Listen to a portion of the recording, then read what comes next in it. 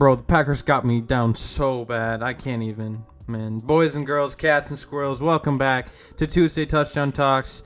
And this week was absolutely bonkers, as well as, that's kind of been the moral of this story. And moral of the story this year. And the Packer game just ended, and if you guys didn't know, I'm a Packers fan, and I'm just so down bad. Our defense bailed us out so many times. The Raiders bailed us out so many times. We had so many opportunities to win that game, and we just couldn't. The Raiders deserved to win that. Nobody deserved to win that game, if I'm going to be honest. But, out of us two teams, the Raiders deserved it more, and so they won. Jordan Love is absolutely dookie water. This is why before the season I was saying, just play Sean Clifford. I don't got anything against Jordan Love, really. These past 2 weeks have been tough for him. Anyways, I'm gonna move on to a division rival, the Minnesota Vikings.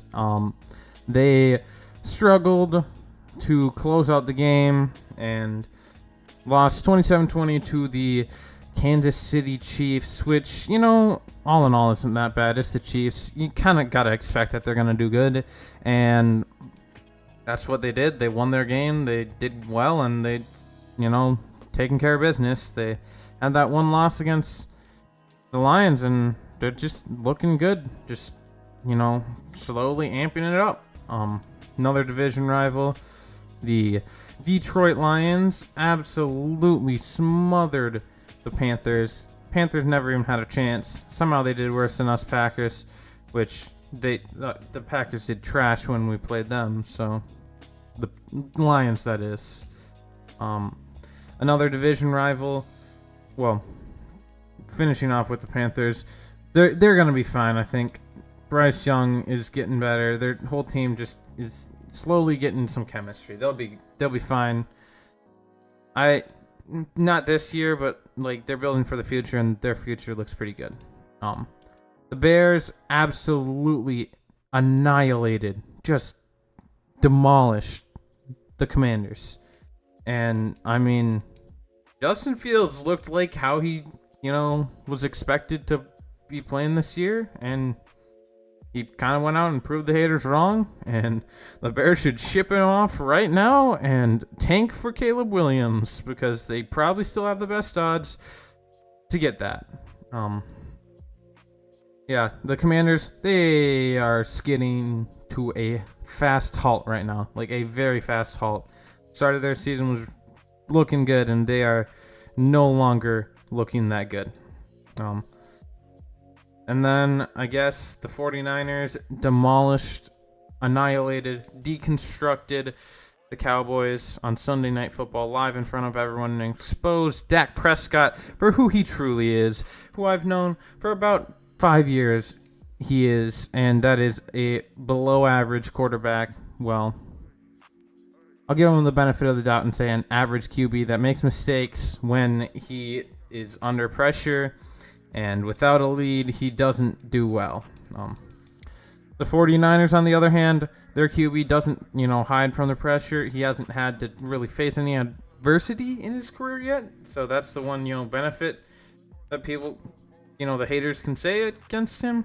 But it's just hard to combat, his greatness right now. Brock Purdy's, that is. Because he's just doing phenomenal. And I just can't even state how good he is doing. He should be in the MVP race. I'm not kidding. He's that good right now. Another guy in the MVP race, however, should be someone on the Dolphins. I don't know who. I don't know if it's Tua. I don't know if it's Tyreek Hill. And I don't know if it's Achane or Mostert or Waddle. I don't know who on that team should be in the MVP race. But I had a kicker on a bye in one of my fantasy football leagues this week. And yeah, I picked up the Dolphins kicker because I knew somehow or another that kicker was going to get some points because they were going to mollywop the Giants, and that's exactly what they did. Kicker didn't do great, but the Dolphins let off this time, unlike what they did to the Broncos. which is basically just the Giants, except a little less dysfunctional right now, in my opinion, because the Giants don't, as far as I'm concerned, they should get relegated to the XFL. They're just not good. The Broncos, however, I know they didn't play great, but I mean, I guess they were competitive against the Jets. At least they, had a chance. They played a decent game against the Jets, and, in the end, turnovers, it ruled the game, and because of that, they lost. But, I mean, turnovers are the, reason anyone loses a game most of the time, and it got the better of them, and Zach Wilson, it almost got the better of him, throwing the dick pic to Patrick Surtain.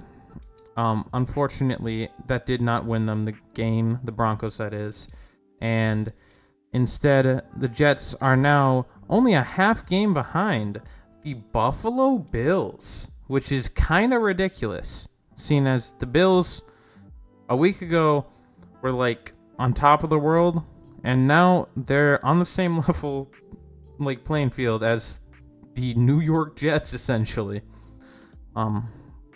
The Bills lost to the crap, I can't remember who. They lost though. And it was not pretty. They lost to the Jags. That's my bad. I should have known that. The Jags looked not pretty either, but somehow they pulled it out. And on the other hand, the Bills had just about every opportunity in the world, as far as I can tell, to win that game and didn't. I mean, like, they were the second highest scoring offense in the league, and they couldn't manage more points than like 20 or so. So, gotta get more points if your defense isn't gonna perform. Although they did lose 2 key defensive players, which is not fun for them. The Jags, on the other hand, I mean, they got it done. Travis Etienne looked good. He's a good running back for them, and I don't got anything else, man. He was their only good player, really. And another team with a good run game is the Philadelphia Eagles. Now, their run game has kind of, the past 2 games taken a falter, and they've started to get the pass game going, which is good because that'll open up the run game again. And the NFL's cracking down on their tush push, I guess. They got a letter about it from the NFL, I guess. But in reality, the Eagles they should be just behind the 49ers for the front runners in the NFC, for who's going to win the whole thing even, but the whole NFC side of things at the bare minimum. Like, I just don't know how anyone competes with them or the Niners. It just doesn't make sense to me. They're just taking care of business, and even though it's not easy for them at times, they're making mistakes and whatnot, they're still getting it done, and that's what matters as far as I'm concerned. Alrighty, I'm bringing you guys over to my Chrome tab here, where you can see the Bears, Commanders, Jags, Bills, the rest of the scores. And so we just were talking about the Eagles. They mustered out a win against the Rams. Puka Nacua is still doing good, and Cooper Kupp, I believe, was back. I didn't look at his stats, but I think he did okay. Yeah, 118, 14.8 average on 8 receptions. Puka Nacua just a little bit behind, but I mean, who can really care, as they're just taking care of business, Like I said, the Packers should have won that game. The Bengals Cardinals. Interestingly, I just can't speak apparently.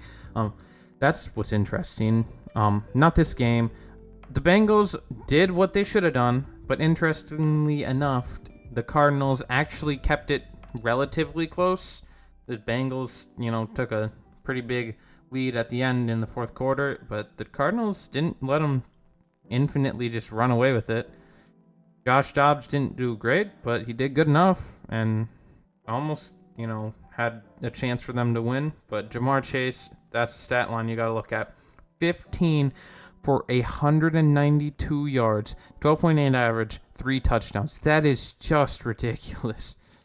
That is just insanity, man. The only stat line that's better than that this week for a receiver is DJ Moore, 8 for 230 yards, 3 touchdowns, which is just as ridiculous. But, I mean, that's just insanity. Titans, Colts, I guess we can go to next. Anthony Richardson got hurt. That's all that matters. Titans lost. I don't know how. Gardner Minshew Mania needs to come back. That's all that I care about. Saints, Patriots. The Saints, I guess Alvin Kamara made quite a difference for him. I haven't looked at any of the highlights of this game because it was such a beatdown. I don't care.